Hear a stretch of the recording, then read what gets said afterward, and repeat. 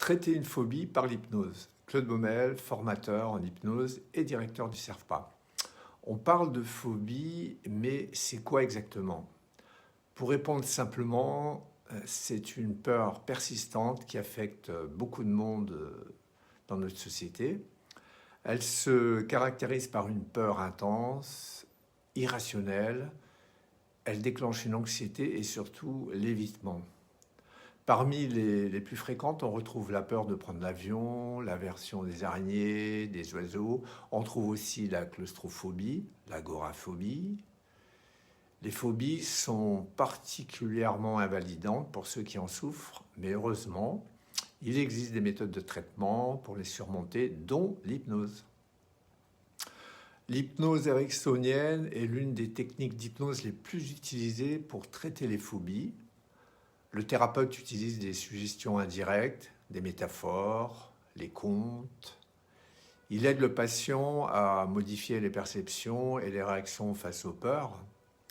Mais pour être efficace, une métaphore doit présenter différentes étapes au niveau de sa construction. C'est le but de cette vidéo.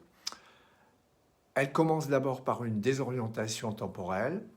Il était une fois, il y a très longtemps, il y avait. Ensuite, il faut construire le décor de la métaphore.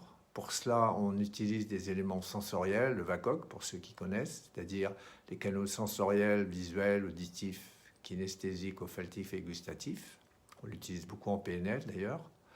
On peut ensuite intégrer les ressources du héros qui symbolisent la transformation, le chemin de vie et la problématique, comme une difficulté à surmonter, une bataille à remporter par exemple.